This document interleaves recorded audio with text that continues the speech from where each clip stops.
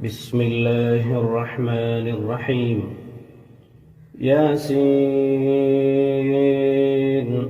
والقرآن الحكيم إنك لمن المرسلين على صراط مستقيم تنزيل العزيز الرحيم لتنذر قوما ما أنذر آباؤهم فهم غافلون لقد حق القول على أكثرهم فهم لا يؤمنون إنا جعلنا في أعناقهم أغلالا فهي إلى الأذقان فهم مقمحون وجعلنا من بين أيديهم سدا ومن خلفهم سدا فأغشيناهم فهم لا يبصرون وسواء عليهم أأنذرتهم أم لم تنذرهم لا يؤمنون إنما تنذر من اتبع الذكر وخشي الرحمن بالغيب فبشره بمغفرة وأجر كريم إنا نحن نحيي الموتى ونكتب ما قدموا وآثارهم وكل شيء أحصيناه في إمام مبين واضرب لهم مثلا أصحاب القرية إذ جاءها المرسلون إذ أرسلنا إليهم اثنين فكذبوهما فعززنا بثالث فقالوا إنا إليكم مرسلون قالوا ما أنتم إلا بشر مثلنا وما أنزل الرحمن من شيء إن أنتم إلا تكذبون قالوا ربنا يعلم إنا إليكم لمرسلون وما علينا إلا البلاغ المبين قالوا إنا تطيرنا بكم لئن لم تنتهوا لنرجمنكم وليمسنكم منا عذاب أليم قالوا طائركم معكم أئن ذكرتم بل أنتم قوم مسرفون وجاء من أقصى المدينة رجل يسعى قال يا قوم اتبعوا المرسلين اتبعوا من لا يسألكم أجرا وهم مهتدون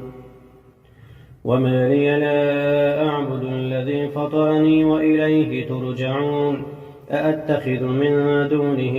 آلهة إن يردني الرحمن بضر لا تغن عني شفاعتهم شيئا ولا ينقذون إني إذا لفي ضلال مبين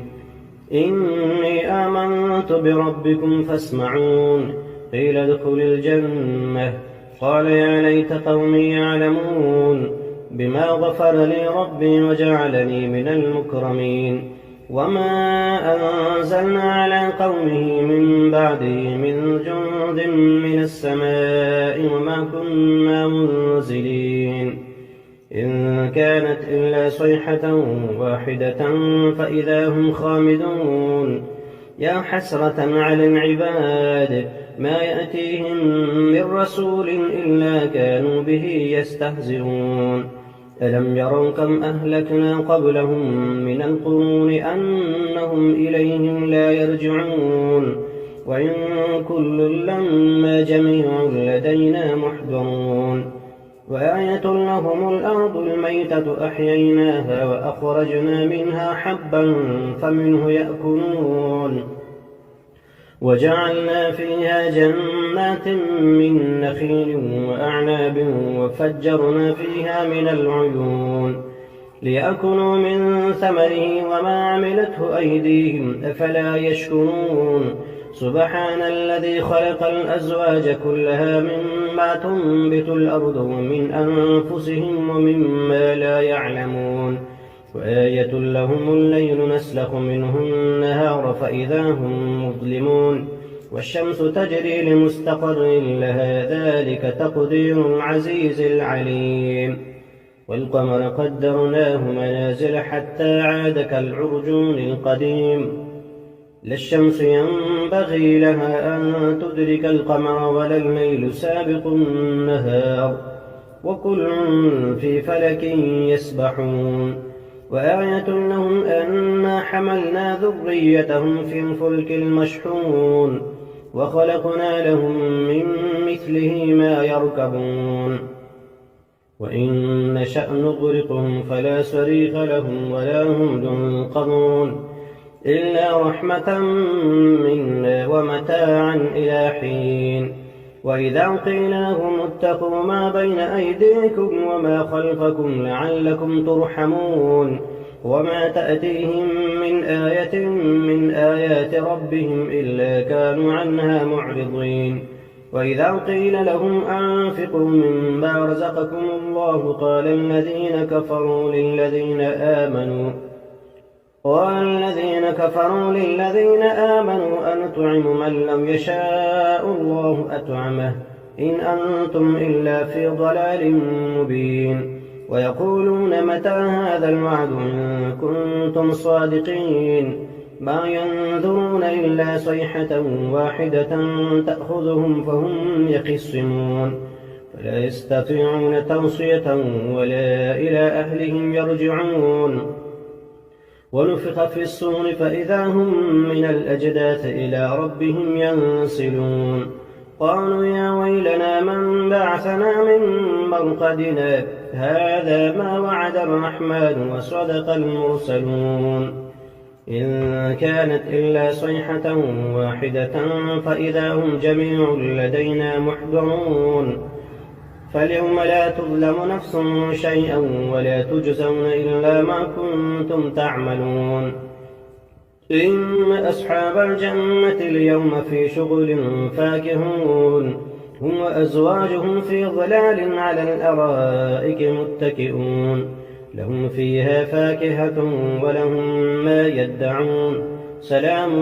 قولا من رب رحيم وامتازوا اليوم أيها المجرمون ألم أعهد إليكم يا بني آدم ألا تعبدوا الشيطان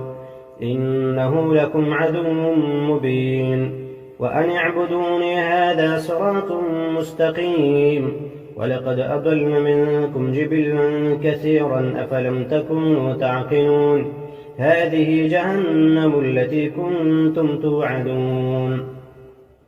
اصلوها اليوم بما كنتم تكفرون اليوم نختم على أفواههم وتكلمنا أيديهم وتشهد أرجلهم بما كانوا يكسبون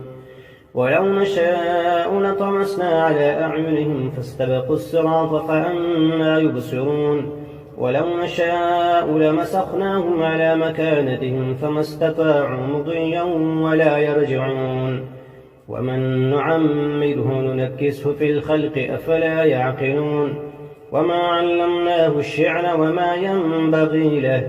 إن هو إلا ذكر وقرآن مبين لينذر من كان حيا ويحق القول على الكافرين أولم يروا أنا خلقنا لهم مما عملت أيدينا أنعاما فهم لها مالكون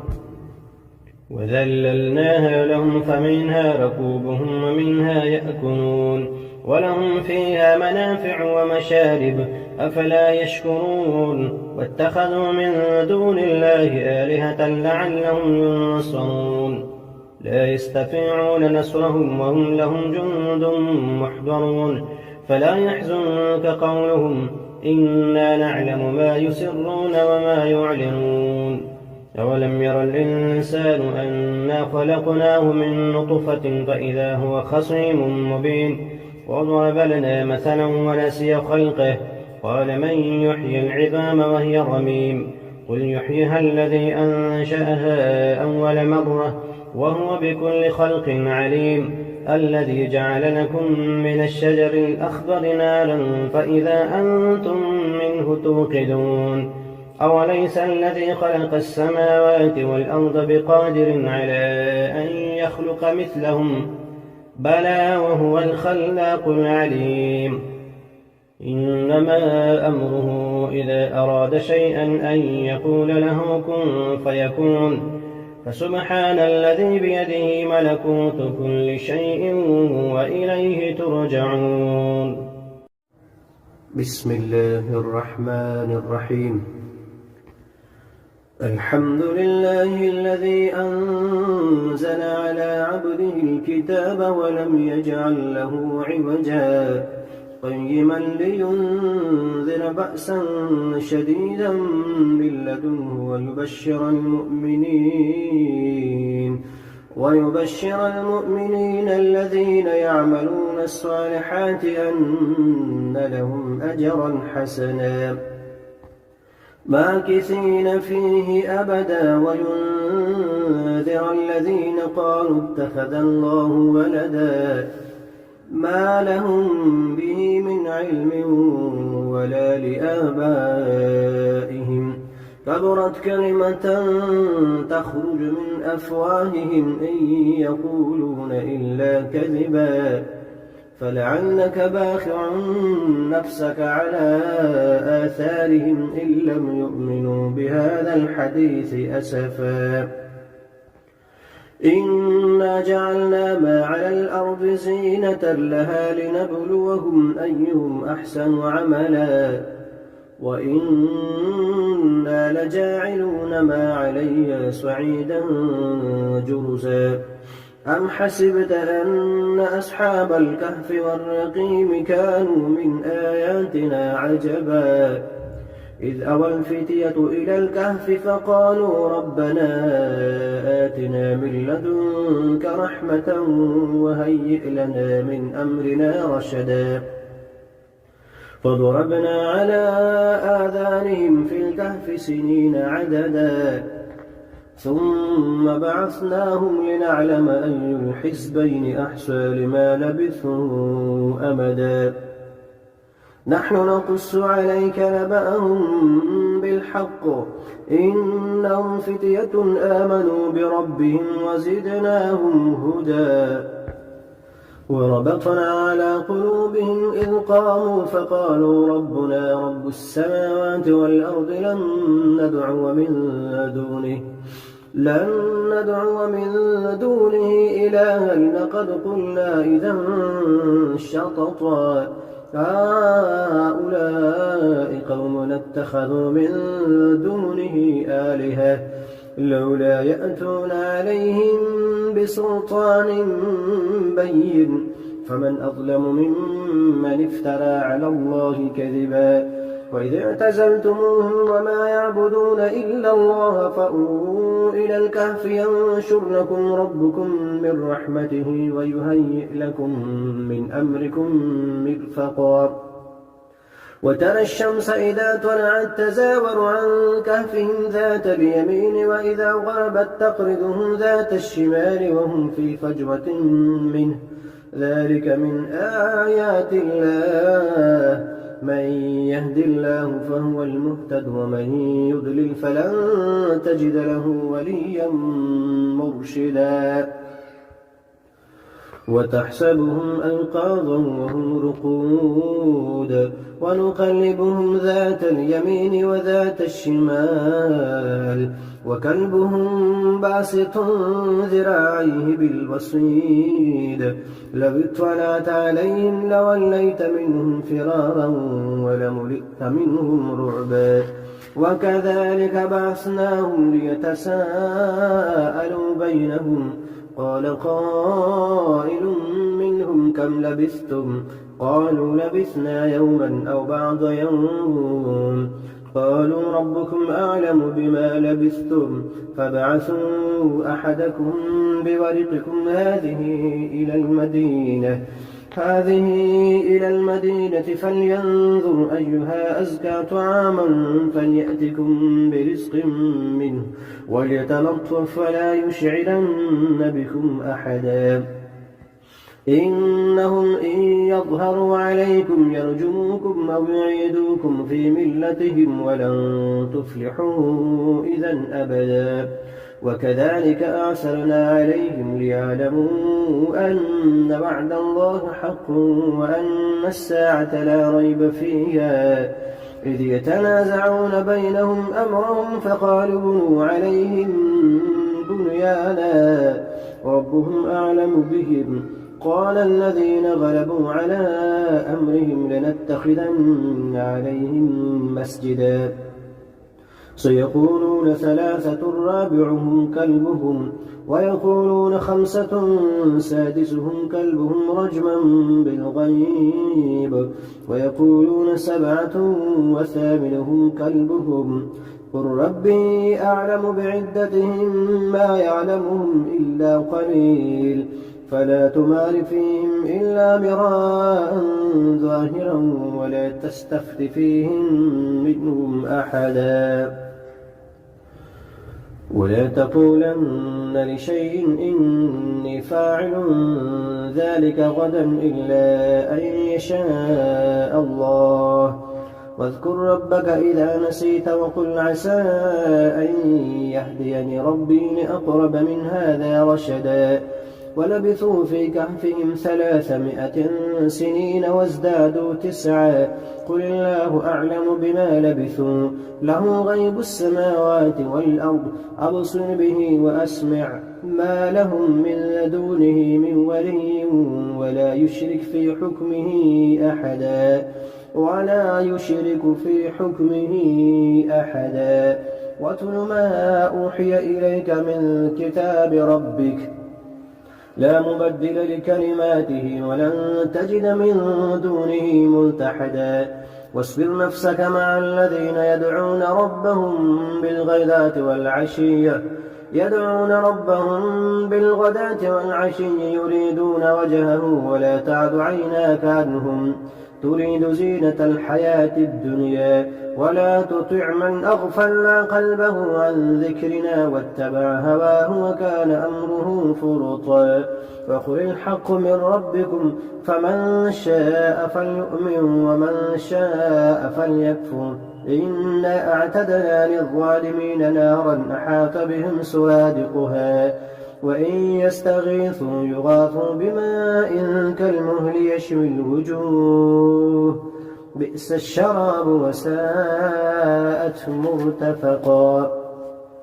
إن الذين آمنوا وعملوا الصالحات إنا لا نضيع أجر من أحسن عملا أولئك لهم جنات عدن تجري من تحتهم الأنهار يحلون فيها من أسابر من ذهب ويلبسون ثيابا خضرا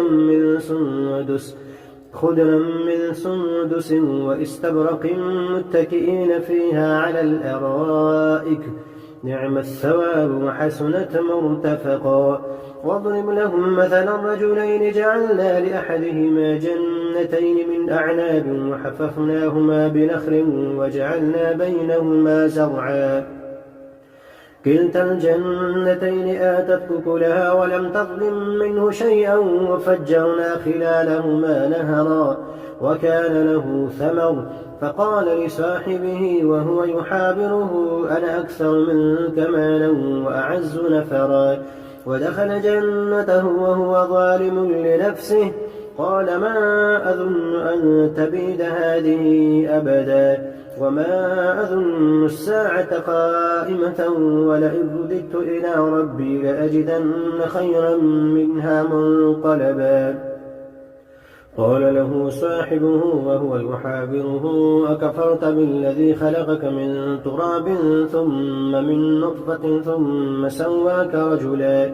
لكن هو الله ربي ولا أشرك بربي أحدا ولولا إذ دخلت جنتك قلت ما شاء الله لا قوة إلا بالله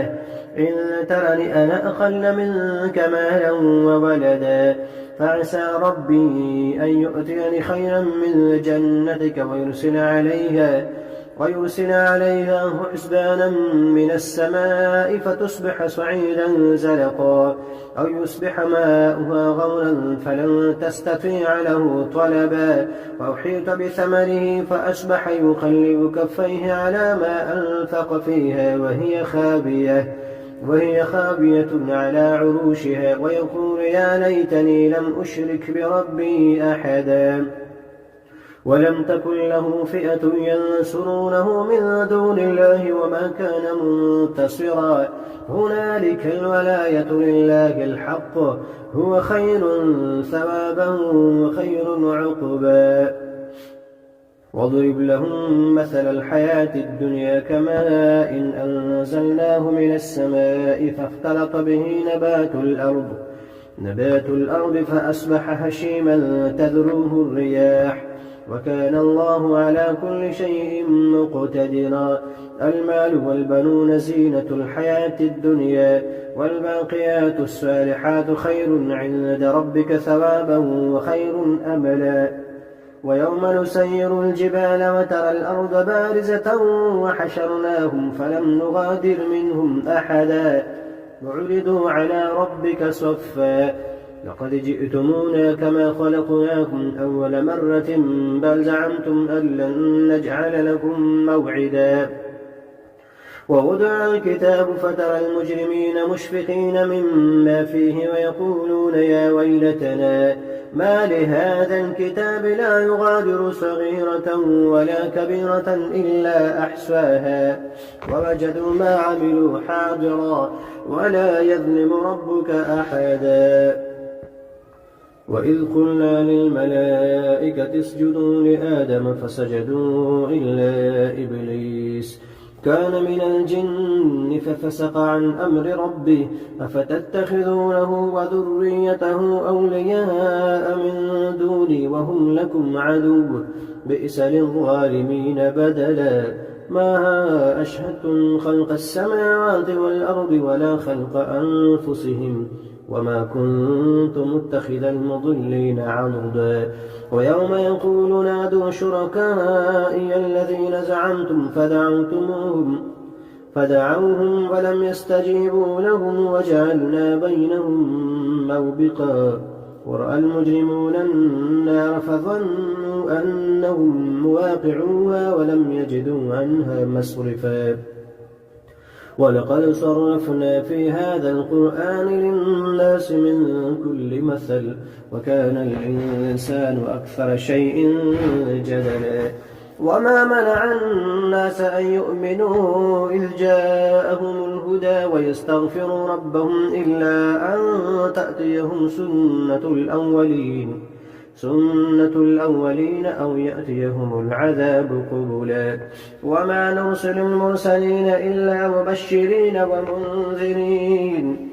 ويجادل الذين كفروا بالباطل ليدحضوا به الحق واتخذوا آياتي وما أنذروا هزوا ومن أظلم ممن ذكر بآيات ربه فأعرض عنها ونسي ما قدمت يداه إنا جعلنا على قلوبهم أكنة أن يفقهوه وفي آذانهم وقرا وإن تدعهم إلى الهدى فلن يهتدوا إذا أبدا وربك الغفور ذو الرحمة لو يؤاخذهم بما كسبوا لعجل لهم العذاب بل لهم موعد لن يجدوا من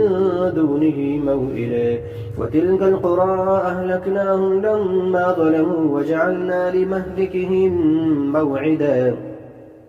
وإذ قال موسى لفتاه لا أبرح حتى أبلغ مجمع البحرين أو أمضي حقبا فلما بلغا مجمع بينهما نسيا حوتهما فاتخذ سبيله في البحر سربا فلما جاوزا قال لفتاه آتنا غداءنا لقد لقينا من سفرنا هذا نصبا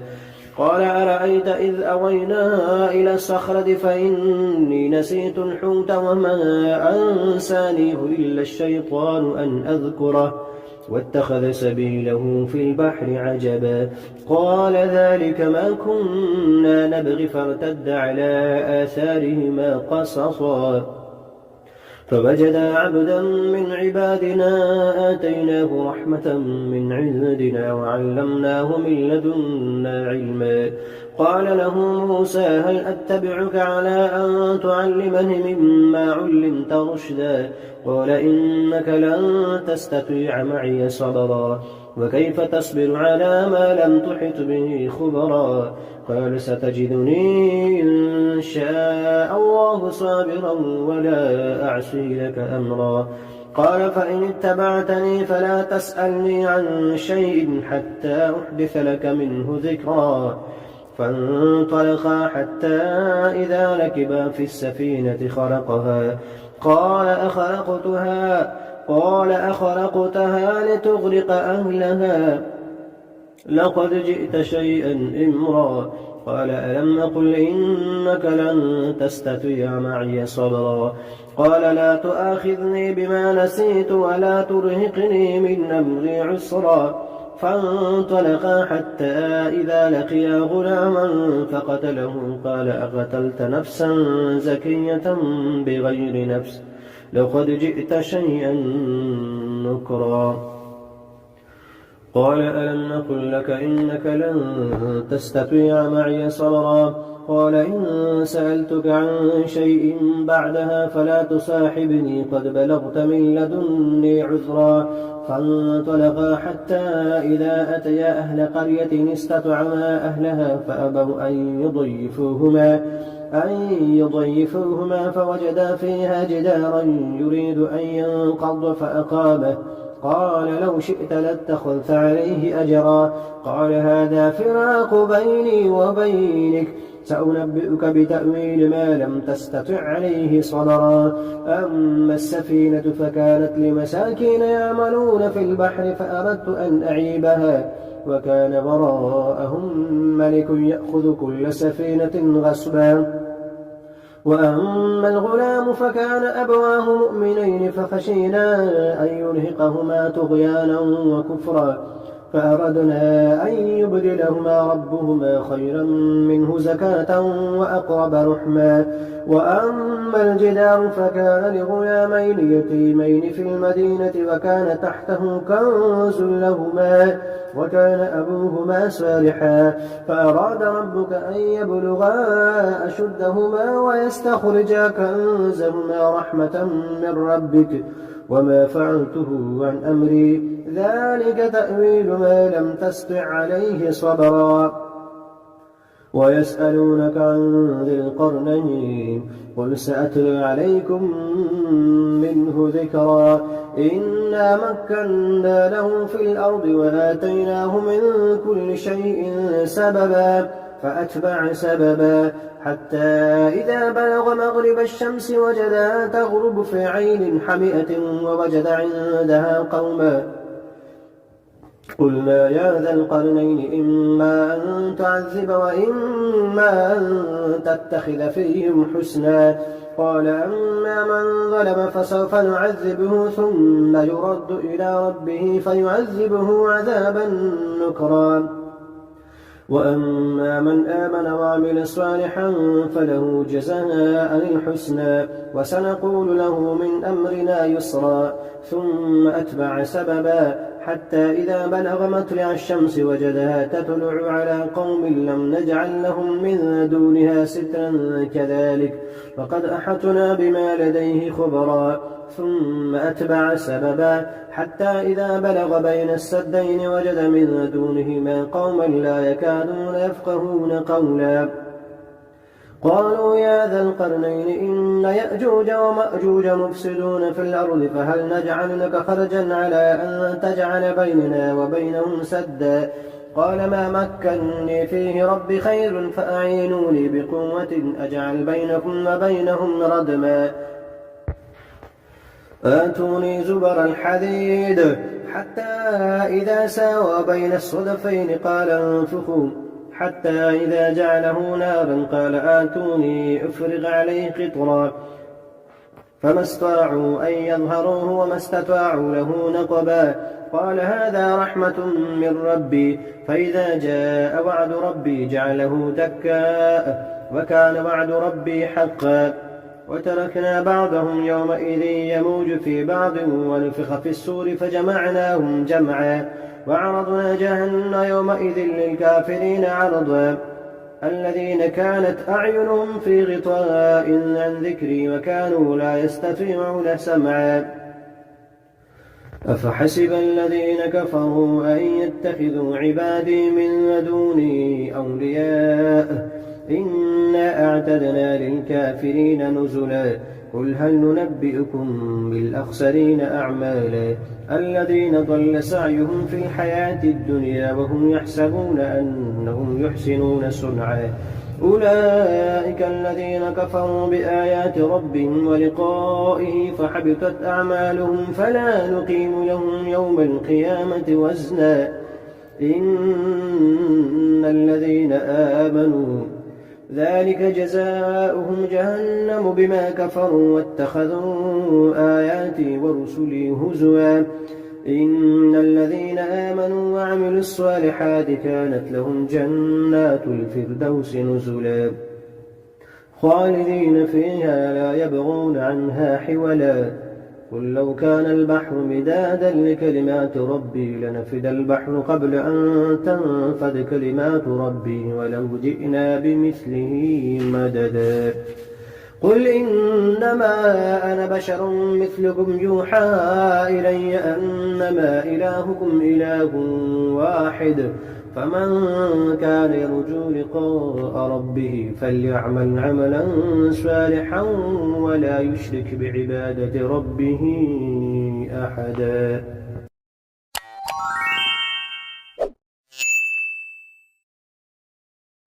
بسم الله الرحمن الرحيم. إذا وقعت الواقعة ليس لوقعتها كاذبة خافضة رافعة إذا رجت الأرض رجا وبست الجبال بسا فكانت هباء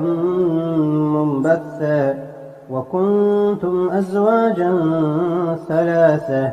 فأصحاب الميمنة ما أصحاب الميمنة وأصحاب المشأمة ما أصحاب المشأمة والسابقون السابقون أولئك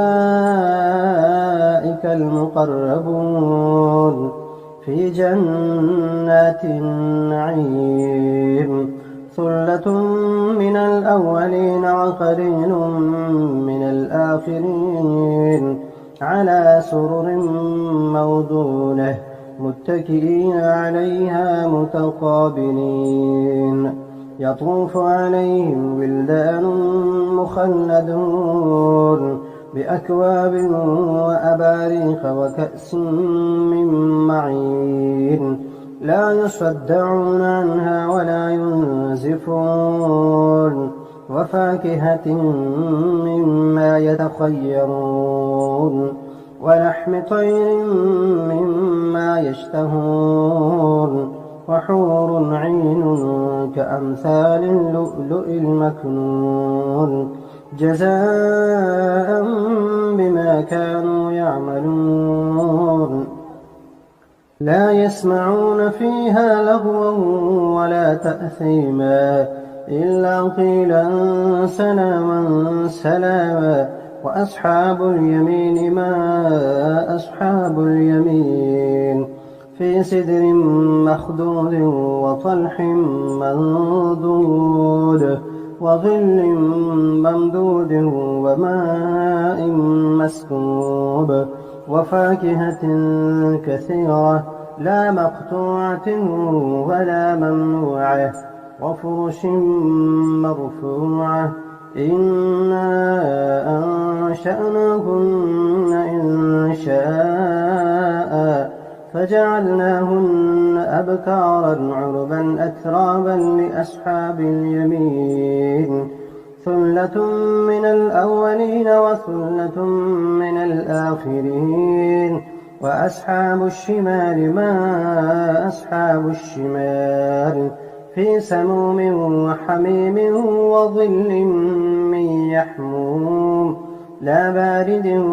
ولا كريم إنهم كانوا قبل ذلك مترفين وكانوا يصرون على الحنث العظيم وكانوا يقولون أئذا متنا وكنا ترابا وعظاما أئنا لمبعوثون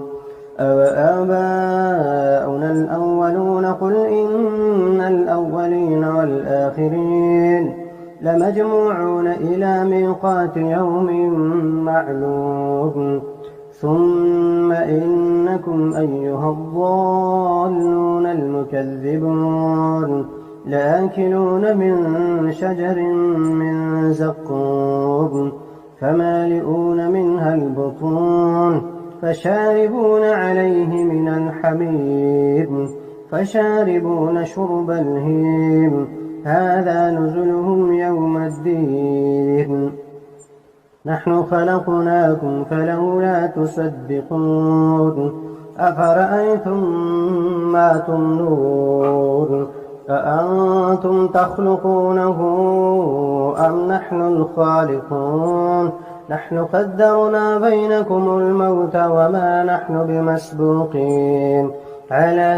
أن نبدل أمثالكم وننشئكم فيما لا تعلمون ولقد علمتم النشأة الأولى فلولا تذكرون أفرأيتم ما تحرثون أأنتم تزرعونه أم نحن الزارعون لو نشاء لجعلناه حطاما فظلتم تفكهون إنا لمغرمون بل نحن محرومون أفرأيتم الماء الذي تشربون أأنتم أنزلتموه من المزن أم نحن المنزلون لو نشاء جعلناه أجاجا فلولا تشكرون أفرأيتم النار التي تورون أأنتم أنشأتم شجرتها أم نحن المنشئون نحن جعلناها تذكرة ومتاعا للمقوين فسبح باسم ربك العظيم فلا أقسم بمواقع النجوم وإنه لقسم لو تعلمون عظيم إنه لقرآن كريم في كتاب مكنون لا يمسه إلا المطهرون تنزيل من رب العالمين أفبهذا الحديث أنتم مدهنون وتجعلون رزقكم أنكم تكذبون فلولا إذا بلغت الحلقوم وأنتم حينئذ تنظرون ونحن أقرب إليه منكم ولكن لا تبصرون فلولا إن كنتم غير مدينين ترجعونها إن كنتم صادقين فأما إن كان من المقربين فروح وريحان وجنة نعيم وأما إن كان من أصحاب اليمين فسلام لك من أصحاب اليمين وأما إن كان من المكذبين الضالين فنزل من حميم وتصلية جحيم إن هذا لهو حق اليقين فسبح باسم ربك العظيم بسم الله الرحمن الرحيم الرحمن علم القرآن خلق الإنسان علمه البيان الشمس والقمر بحسبان والنجم والشجر يسجدان والسماء رفعها ووضع الميزان ألا تطغوا في الميزان وأقيموا الوزن بالقسط ولا تخسروا الميزان والأرض وضعها للأنام فيها فاكهة والنخل ذات الأكمام والحب ذو العصف والريحان فبأي آلاء ربكما تكذبان خلق الإنسان من صلصال كالفخار وخلق الجان من مارج من نار فبأي آلاء ربكما تكذبان رب المشرقين ورب المغربين فبأي آلاء ربكما تكذبان مرج البحرين يلتقيان بينهما برزخ لا يبغيان فبأي آلاء ربكما تكذبان يخرج منهما اللؤلؤ والمرجان فبأي آلاء ربكما تكذبان وله الجوار المنشآت في البحر كالأعلام فبأي آلاء ربكما تكذبان كل من عليها فان ويبقى وجه ربك ذو الجلال والإكرام فبأي آلاء ربكما تكذبان يسأله من في السماوات والأرض كل يوم هو في شأن يسأله من في السماوات والأرض كل يوم هو في شأن فبأي آلاء ربكما تكذبان سنفرغ لكم أيها الثقلان فبأي آلاء ربكما تكذبان يا معشر الجن والإنس إن استطعتم أن تنفذوا من أقطار السماوات والأرض فانفذوا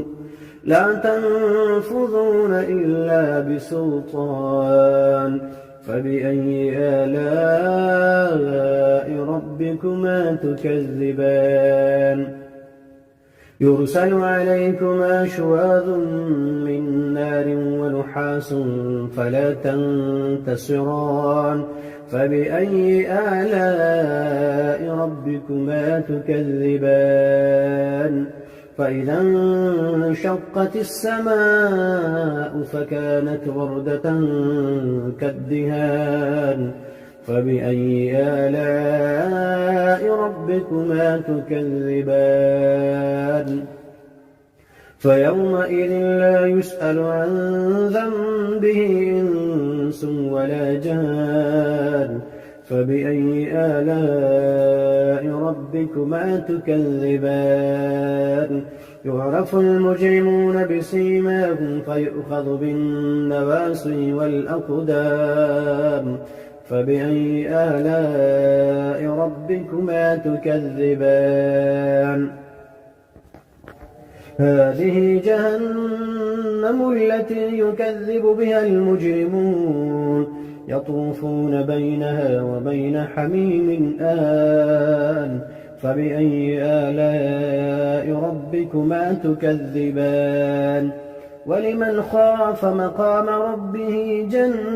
جنتان فبأي آلاء ربكما تكذبان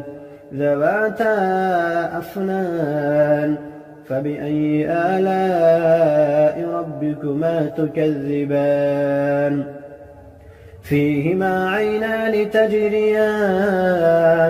فبأي آلاء ربكما تكذبان فيهما من كل فاكهة زوجان فبأي آلاء ربكما تكذبان متكئين على فرش بطائنها من استبرق وجنى الجنتين دان فبأي آلاء ربكما تكذبان فيهن قاصرات الطرف لم يطمثهن إنس قبلهم ولا جان فبأي آلاء ربكما تكذبان كأنهن الياقوت والمرجان فبأي آلاء ربكما تكذبان هل جزاء الإحسان إلا الإحسان فبأي آلاء ربكما تكذبان ومن دونهما جنتان فبأي آلاء ربكما تكذبان مدهامتان فبأي آلاء ربكما تكذبان فيهما عينان نضاختان فبأي آلاء ربكما تكذبان فيهما فاكهة ونخل ورمان فبأي آلاء ربكما تكذبان فيهن خيرات حسان فبأي آلاء ربكما تكذبان حور مقصورات في الخيام فبأي آلاء ربكما تكذبان لم يطمثهن إنس قبلهم ولا جان فبأي آلاء ربكما تكذبان متكئين على رفرف خضر وعبقري حسان فبأي آلاء ربكما تكذبان تبارك اسم ربك ذي الجلال والإكرام بسم الله الرحمن الرحيم ياسين والقرآن الحكيم إنك لمن المرسلين على صراط مستقيم تنزيل العزيز الرحيم لتنذر قوما ما أنذر آباؤهم فهم غافلون لقد حق القول على أكثرهم فهم لا يؤمنون إنا جعلنا في أعناقهم أغلالا فهي إلى الأذقان فهم مقمحون وجعلنا من بين أيديهم سدا ومن خلفهم سدا فأغشيناهم فهم لا يبصرون وسواء عليهم أأنذرتهم أم لم تنذرهم لا يؤمنون إنما تنذر من اتبع الذكر وخشي الرحمن بالغيب فبشره بمغفرة وأجر كريم إنا نحن نحيي الموتى ونكتب ما قدموا وآثارهم وكل شيء أحصيناه في إمام مبين واضرب لهم مثلا أصحاب القرية إذ جاءها المرسلون إذ أرسلنا إليهم اثنين فكذبوهما فعززنا بثالث فقالوا إنا إليكم مرسلون قالوا ما أنتم إلا بشر مثلنا وما أنزل الرحمن من شيء إن أنتم إلا تكذبون قالوا ربنا يعلم إنا إليكم لمرسلون وما علينا إلا البلاغ المبين. قالوا إنا تطيرنا بكم لئن لم تنتهوا لنرجمنكم وليمسنكم منا عذاب أليم. قالوا طائركم معكم أئن ذكرتم بل أنتم قوم مسرفون. وجاء من أقصى المدينة رجل يسعى قال يا قوم اتبعوا المرسلين اتبعوا من لا يسألكم أجرا وهم مهتدون. وما لي لا أعبد الذي فطرني وإليه ترجعون. أأتخذ من دونه آلهة إن يردني الرحمن بضر لا تغن عني شفاعتهم شيئا ولا ينقذون. إني إذا لفي ضلال مبين. إني آمنت بربكم فاسمعون. قيل ادخل الجنة قال يا ليت قومي يعلمون بما غفر لي ربي وجعلني من المكرمين. وما أنزلنا على قومه من بعده من جند من السماء وما كنا منزلين.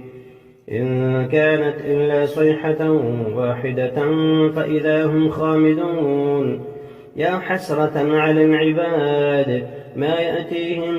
من رسول إلا كانوا به يستهزئون.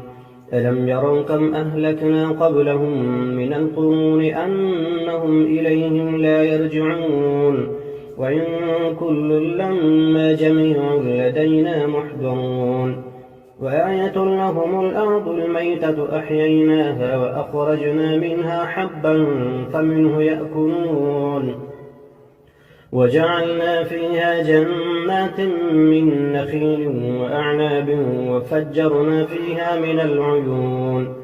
ليأكلوا من ثمره وما عملته أيديهم أفلا يشكرون. سبحان الذي خلق الأزواج كلها مما تنبت الأرض ومن أنفسهم ومما لا يعلمون.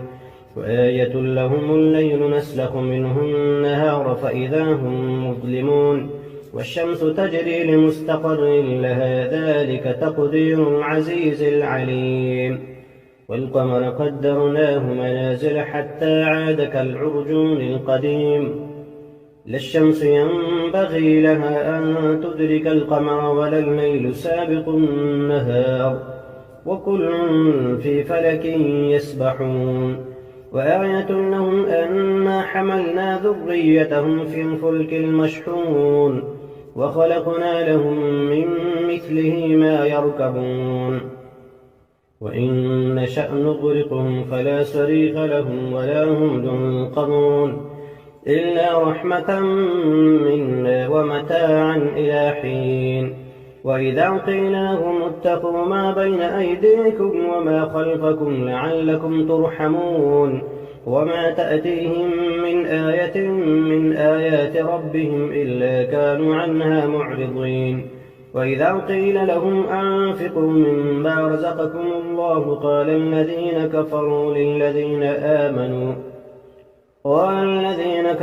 للذين آمنوا أنطعم من لم يشاء الله أطعمه إن أنتم إلا في ضلال مبين. ويقولون متى هذا الوعد إن كنتم صادقين. ما ينظرون إلا صيحة واحدة تأخذهم فهم يخصمون فلا يستطيعون توصية ولا إلى أهلهم يرجعون. ونفخ في الصور فإذا هم من الأجداث إلى ربهم ينسلون. قالوا يا ويلنا من بعثنا من مرقدنا هذا ما وعد الرحمن وصدق المرسلون. إن كانت إلا صيحة واحدة فإذا هم جميع لدينا محضرون. فاليوم لا تظلم نفس شيئا ولا تجزون إلا ما كنتم تعملون. إن أصحاب الجنة اليوم في شغل فاكهون هم وأزواجهم في ظلال على الأرائك متكئون. لهم فيها فاكهة ولهم ما يدعون سلام قولا من رب رحيم وامتازوا اليوم أيها المجرمون ألم أعهد إليكم يا بني آدم ألا تعبدوا الشيطان إنه لكم عدو مبين وأن اعبدوني هذا صراط مستقيم ولقد أضل منكم جبلا كثيرا أفلم تكونوا تعقلون هذه جهنم التي كنتم توعدون اصلوها اليوم بما كنتم تكفرون اليوم نختم على أفواههم وتكلمنا أيديهم وتشهد أرجلهم بما كانوا يكسبون ولو نشاء لطمسنا على أعينهم فاستبقوا الصراط فأنى يبصرون ولو نشاء لمسخناهم على مكانتهم فما استطاعوا مضيا ولا يرجعون ومن نعمره ننكسه في الخلق أفلا يعقلون وما علمناه الشعر وما ينبغي له إن هو إلا ذكر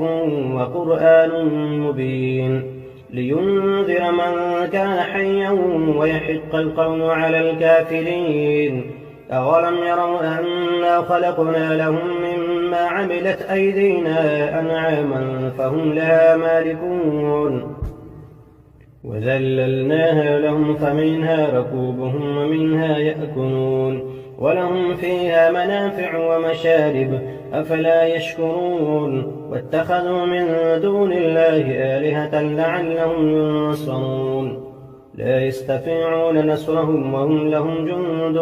محضرون فلا يحزنك قولهم إنا نعلم ما يسرون وما يعلنون أولم ير الإنسان أنا خلقناه من نطفة فإذا هو خصيم مبين وضرب لنا مثلا ونسي خلقه قال من يحيي العظام وهي رميم قل يحييها الذي أنشأها أول مرة وهو بكل خلق عليم الذي جعل لكم من الشجر الأخضر نارا فإذا أنتم منه توقدون أوليس الذي خلق السماوات والأرض بقادر على أن يخلق مثلهم بلى وهو الخلاق العليم إنما أمره إذا أراد شيئا أن يقول له كن فيكون فسبحان الذي بيده ملكوت كل شيء وإليه ترجعون